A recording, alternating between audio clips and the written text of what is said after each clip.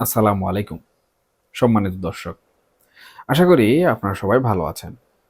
আজকে আপনাদের সামনে এমন একটি বিষয় নিয়ে কথা বলতে এসেছি, যা গত কয়েক ঘন্টা ধরে ইন্টারনেটের দুনিয়ায়, চায়ের আড্ডায়, এমনকি রাজনৈতিক অন্দরমহলে রীতিমতো ঝড়ের বেগে ছড়িয়ে পড়েছে।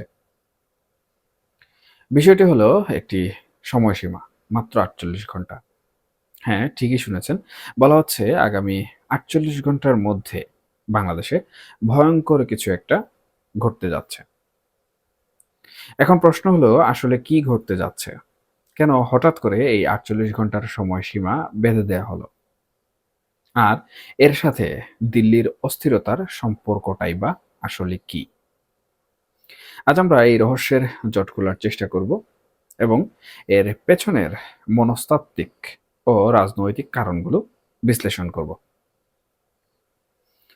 দেখুন, ইন্টারনেট খুললেই এখন চোখের সামনে ভাসছে নানা সতর্কবার্তা। ফেসবুক থেকে শুরু করে বিভিন্ন সামাজিক মাধ্যমে একটি ভীতিকর পরিবেশ তৈরি করার চেষ্টা চলছে। এই ভয়ের ধরনটা কিন্তু একমুখী নয়, বরং ত্রিমাত্রিক। এক একটি গোষ্ঠী এক এক ধরনের আশঙ্কার কথা ছড়াচ্ছে। চলুন ধাপে ধাপে বিষয়গুলো একটু মিলিয়ে দেখি। প্রথমেই যে ভয়ের কথা ছড়ানো হচ্ছে তা হলো ব্যক্তিগত নিরাপত্তা নিয়ে। আপনারা জানেন সম্প্রতি উসমান হাদির হত্যাকাণ্ড ঘটেছে। তার দাফন কাফন শেষ হতে না হতেই এখন প্রশ্ন উঠেছে, এরপর কে? রাজনৈতিক অঙ্গনের অনেকেই, বিশেষ করে যারা তরুণ নেতৃত্ব এবং আগামী দিনের রাজনীতির ময়দানে নিজেদের প্রতিষ্ঠিত করতে চাইছেন, তাদের মধ্যে এক ধরনের চাপা আতঙ্ক কাজ করছে। তারা এখন মনে করছেন এই ৪৮ ঘন্টার মধ্যে হয়তো আরো বড় কোনো অঘটন ঘটতে পারে। হয়তো আরো কোনো অনাকাঙ্ক্ষিত ঘটনা রাজনৈতিক দৃশ্যপটকে ঘোলাটে করে দিতে পারে। এই অনিশ্চয়তা থেকেই মূলত প্রথম দফার আতঙ্ক ছড়ানো হচ্ছে। দ্বিতীয় আরেকটি দল প্রচার করছে যে দেশে নাকি একটি নতুন বিপ্লবী সরকার আসছে এবং এই পরিবর্তনের জন্য ওই ৪৮ ঘন্টাই নির্ধারিত। অদ্ভুত ব্যাপার হলো, তারা এই প্রচারণার অংশ হিসাবে আমার দেশ পত্রিকার সম্পাদক মাহমুদুর রহমানের নাম ব্যবহার করছে। এমনকি আমার দেশ পত্রিকার লোগো ব্যবহার করে ভুয়া ফটো কার্ডও তৈরি করা হয়েছে, যেখানে তাকে সম্ভাব্য সরকার প্রধান হিসাবে দেখানো হচ্ছে। যদিও আমার দেশ পত্রিকা এবং মাহমুদুর রহমান সাহেব নিজে পরিষ্কারভাবে জানিয়েছেন যে এসবের সাথে তাদের কোনো সম্পৃক্ততা নেই এবং এটি সম্পূর্ণ অপপ্রচার। তবুও গুজব থামছে না। মানুষ এই ধোঁয়াশার মধ্যে সত্য মিথ্যা যাচাই করতে বর্তমান সময়ে হিমশিম খাচ্ছে। তৃতীয় যে বিষয়টি সবচেয়ে বেশি আলোচিত হচ্ছে তা হলো জনাব তারেক রহমানের দেশে ফেরা নিয়ে। আপনারা জানেন একটি নির্ধারিত তারিখে তার দেশে ফেরার কথা রয়েছে, কিন্তু একটি বিশেষ মহল চাইছে না তিনি ফিরুন। তাদের পরিকল্পনা হলো আগামী ৪৮ ঘন্টার মধ্যে এমন কোনো পরিস্থিতি তৈরি করা যাতে তারেক রহমান সাহেব ভয় পেয়ে যান বা তার আশাটা বাতিল হয়ে যায়। একে যদি আমরা প্ল্যান এ ধরি, তবে প্ল্যান বি হিসাবে তারা চিন্তা করছে যদি তিনি আসেনও, তবুও যেন ঢাকা শহরের পরিস্থিতি স্বাভাবিক না থাকে।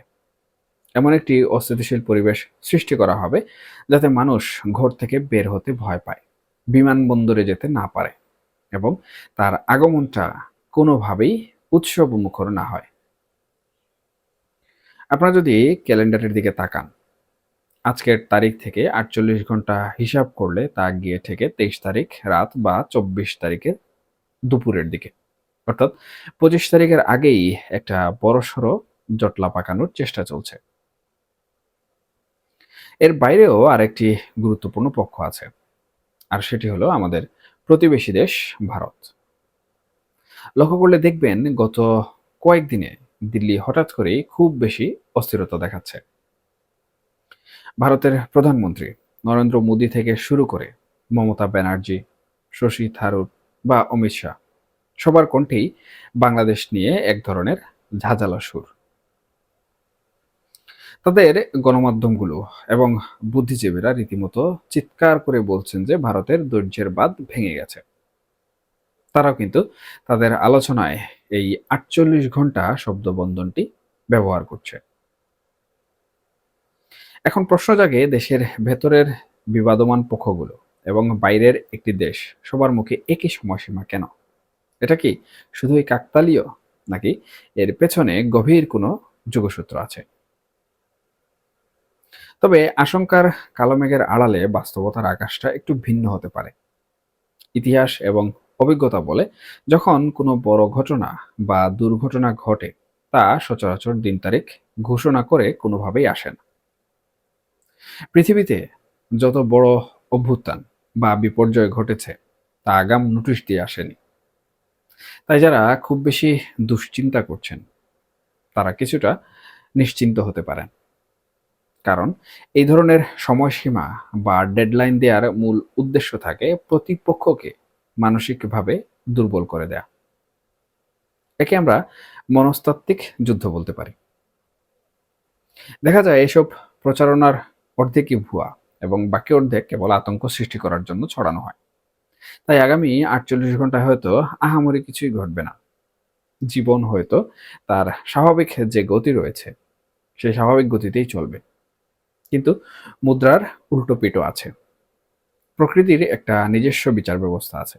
যখন কোটি কোটি মানুষ একই বিষয় নিয়ে ভাবে, যখন বাতাসে একই আশঙ্কা ভাসে, তখন অনেক সময় প্রকৃতি সেটাকে বাস্তবে রূপ দিয়ে দেয়। এর খুব চমৎকার কিছু ঐতিহাসিক উদাহরণও আছে।